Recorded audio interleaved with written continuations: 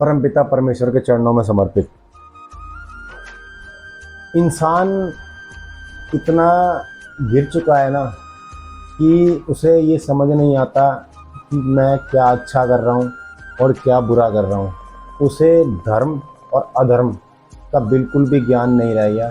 पाप करता चला जाता है, करता चला जाता है, करता चला जाता है और फिर भगवान से, ईश्वर से ये कहता है कि परमपिता परमेश्वर ने, उस भगवान ने हमारे साथ अच्छा नहीं किया, हमारे साथ अन्याय किया, हमारे साथ पाप किया, हमारे साथ अधर्म किया। शायद मैंने इतने कर्म नहीं किए थे जितनी मुझे सज़ा मिल गई थी। उस ईश्वर ने मुझे कुछ नहीं दिया। तो सबसे पहले तो मैं आपको ये बता देता हूँ कि इस धरती पे 84 लाख योनियाँ होती हैं, जीव जंतु कीड़े मकोड़े, इतनी सारी योनियाँ होती हैं। उसके बावजूद भी उस परमपिता परमेश्वर ने आपको इंसान रूपी इतना सुंदर शरीर दिया। इससे ज़्यादा ईश्वर आपको क्या दे सकता है। ये शायद आपके किसी न किसी जन्म के पुण्य कर्म थे जो आपको मनुष्य रूपी शरीर मिला है। और मनुष्य रूपी शरीर मिलने के बाद भी अगर आप पाप और अधर्म कर रहे हो तो फिर आपका कुछ नहीं सकता। फिर आपको उसी योनि में जाना पड़ेगा। जीव जंतु कीड़े मकोड़े, बहुत सारे प्राणी हैं, बहुत सारे प्राणी हैं, बहुत सारे प्राणी हैं। वो ईश्वर आपको कुछ भी बना सकता है।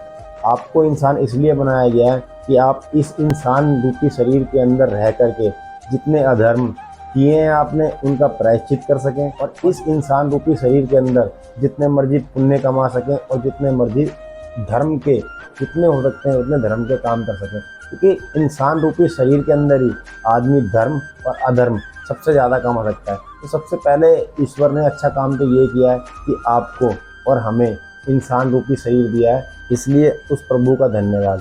तो इस भगवान इस शरीर के अंदर जो है इतनी क्षमता है कि आप इस इंसान रूपी शरीर से इस संसार के अंदर कुछ भी प्राप्त कर सकते हैं, कुछ भी जीत हासिल कर सकते हैं।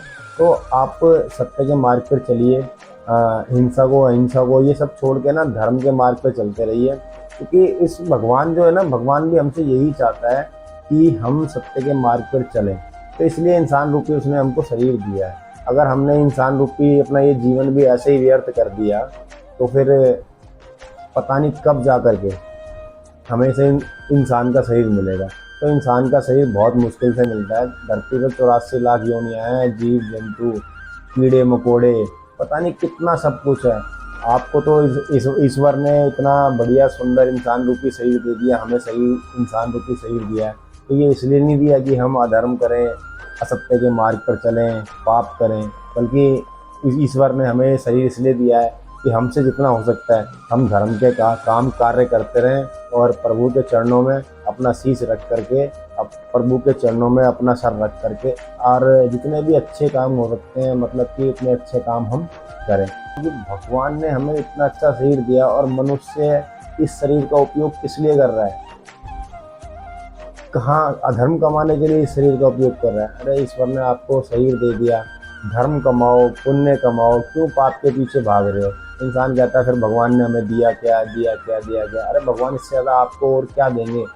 क्या देंगे हमें? हमें क्या दे सकते हैं भगवान? अरे भगवान ने तो हमारे कर्म हमारे को दिए हैं। कहते हैं तुम जैसा कर्म करोगे उस हिसाब से मैं तुम्हारे को फल दूंगा। तो ये जो है, भगवान ने तो हमारे को सब कुछ दे रखा है, लेकिन फिर भी हम उम्मीद भगवान से लगाए रहते हैं। अरे इतना अच्छा इंसान रूपी शरीर दे दिया हमारे को ईश्वर ने, तो उस हिसाब से हमें कर्म क्यों नहीं करने चाहिए?